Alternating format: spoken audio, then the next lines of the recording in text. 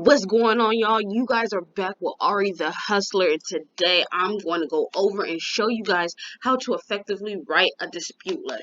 Okay, it's very important. Today is January 1st, 2021.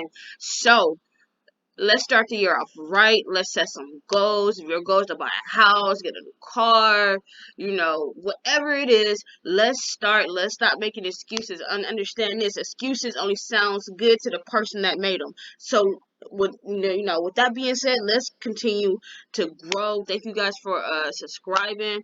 If you have not subscribed, click down below, subscribe, turn the notification bell on, and like, so other people can get value from my videos. All right, so how to effectively write a dispute letter. I'm gonna go through this so you guys can get some gems, some knowledge, and I'm gonna show you guys a letter template that I use and how to fill it out. All right, so things that you will need. This is like basic stuff that you guys will need. You will need a printer. So that's whether you go to like Office Depot, you buy like a $30 print. I think it was Canon, a $30 Canon printer from Walmart. And then also understand the printer will need ink, paper, envelopes, and stamps. So if you want to do this yourself, you could spend a little bit of some, have a little budget for yourself, and get these things. Who knows? You might want to start a credit repair business later on down the line. So this could be a nice little investment. If not, you can go to Office Depot. You can just type up the letter on your computer and email it to Office Depot and print it out. Get your envelopes and all that and send them off. Okay, stamps is about $10 per book. If you ain't got nothing lying around. But like I said, if you want to start a business, this could also be a tax write-off. All right. So why is credit important? Credit is your financial behavior. It let people know how you've been responsible. If you want to go get a house, why should I give you the loan? For this house. When you go apply for a car, and I'm going to go over why you should not let the car dealerships run your credit. Why you should go and get a credit union to give you a loan. I will go over that in another video. But credit is a part of your financial power. You help you get things that you need now, like a loan for a car or a credit card, based on your promise to pay later. So, like in 2020, when the pandemic hit, a lot of people wasn't able to pay their bills, but a lot of people wasn't able to get a loan either because of their financial behavior. So the time is now to work on this, family. Know your laws. This is so important. I cannot stress this enough. Know your laws, because this is how you write your letter. This is how you get the advantage. You got the upper hand when you let them know that you know your laws. Section 609 refers to the section of the Fair Credit Reporting Act, aka FCRA, that addresses your right to request copies of your own credit report and associated information that appears on your credit report. And if the disputed information cannot be verified or confirmed, then it must be removed. As well as if there's inconsistencies between TransUnion, Equifax, and Experian of one collection that is inconsistent in that, and it has to be removed if it can't really be verified. Okay. Credit monitoring service. It's important to have a credit monitoring service. I personally use Identity IQ. The link will be dropped below. We're going to create you an account. Identity IQ Smart Credit. You cannot use Credit Karma to write a credit report. Credit Karma is not always accurate, as well as it's a credit card promotion service. Like, for example, I had a friend, and she had a 445 credit score, but they was offering her a credit card. So every time you click on that credit card, Credit Karma gets some some money from that. What I mean? Like, they're promoting analytics. It's all business. So when you look at your credit report, look for inconsistencies. If TransUnion is reporting that, like, your repo was open December 21st, 2020, and Equifax is saying, December 21st, 2019, that is inaccurate and inconsistent. That's what I was talking about before. If you guys are all getting your information from the same creditor, hypothetically, let's say they got it from Santander. So TransUnion, Equifax, you guys are telling me that you got the same information from Santander, but I'm knowing, but I can't do but assume that Santander didn't tell you, TransUnion, that they got, that they opened this on December 21st, 2020, and Equifax. They didn't tell you that, that they opened this on December 21st, 2019. Somebody didn't do their job. Now, per FCRA law, you guys got to remove it, right?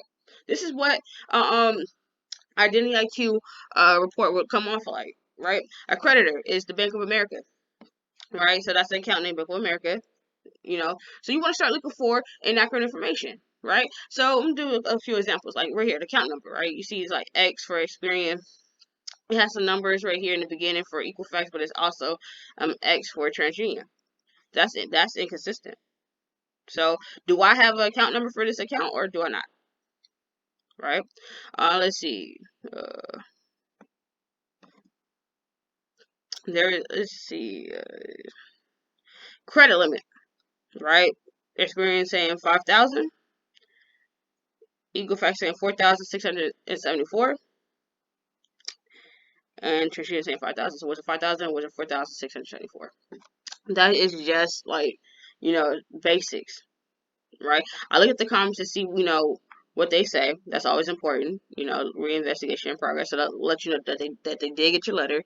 That that they are working on it. So I do check the comment section. I even just peep right here the high credit. Experian Equifax don't even report a high credit, but TransUnion is saying it's 5,162. So it's just stuff like that. So what I do is I screenshot this and then I take my markup and I put a circle around everything and send it off as well for my clients because it shows it's gonna show right in your face. Like look, send it off. Sometimes I send it off certified. You don't always have to send your letters off certified, but if you want to make sure that it got to to them, you can. And here are the addresses. You guys can screenshot this if you don't have it. TransUnion, Equifax, and Experian. These are the addresses. All right. So stay tuned. I'm about to convert it over and show you guys how to write your first round letters. Let's get it. What's going on, YouTube family? What's going on? Today I'm going to be talking about writing your first round letter. Okay, well, I got a lot of requests for this. How to get started. Where do you start? So first thing you need to do is get a credit monitoring service.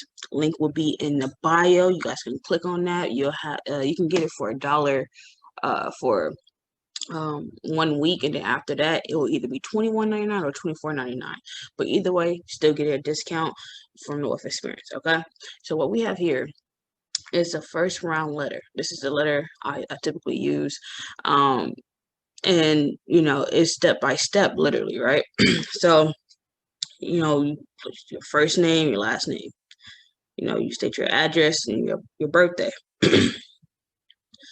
You want to do your last 4 of social. You do not, and I repeat, you do not have to, you don't have to use your whole social. Okay, the last 4. This is important, right? This is make it a little harder to verify who you are. Anybody can have the last 4 of 1111. Now you do your whole social. You're literally verifying more information than it needs to be. And then you can put the credit bureau's address right here. So directly who you're talking to. Now, if you are sending letters to all 3, make sure that you change the the address. So this is Experian, then the next letter with different, items to dispute. Make sure, and it's for TransUnion, make sure you put TransUnion. Make sure you put your current date. And then, you could just state the subject, like, the letter to remove inaccurate credit information, to whom it may concern. I received a copy of my credit report and I found the following items to be in error. Okay. So then you go to Identity IQ. Again, the link is down the bottom. If you don't have it, you can click. You go here, you look at your credit report, and now remember, 70% of what's on our credit report is wrong. Okay, so the first thing you look for is inaccuracies. So what you do is when you find the collection, charge off or whatever, repo, write the name. So it'll say, I see a lot of Santander. So you'll put Santander with the account number next to it. Right, and you can even add, you can go as far as adding the reason. So I'll put Santander XXX, the last I think 5 or 4 numbers of the account number. This account has major inaccuracies and errors in blank section. So this account has major inaccuracies and errors in the date open session. TransUnion is reporting that I opened this account December 21st, 2020. However, Equifax is saying I opened this account May 1st, 2019. If you guys are all getting information from the same creditor, how are you reporting different things? So you can go as far as that, depending on how detailed that you want to be, how aggressive you want to be. That's kind of what I use. Again, this is a letter I do use. So then, you have your laws, right? This is about the FCRA reporting, and it states like, what you demand, what your rights to be respected, right? So, you must complete this reinvestigation in 30 days. It just states, where this act is under, so they know that you do know your stuff. You know exactly, what they're supposed to do. So then you state, please send an updated copy of my credit report to the above address. So make sure it's your current address. And also, let me go back here. Let me just state this. If you moved and your address is different on your ID, if you have a passport, you can use your passport instead of your ID, so it'll be harder for them to verify old collections, right? So you can use your passport. Your passport don't have your no address on it. Use your passport and you're in the current, a bill, or a bill. I'm trying to think, phone bill, any mail that's going to this current address. So you can use a passport, any mail that's going to this current address. And make sure you print it out and you add it to your letter. So then please send an update copy of my credit report to the above address.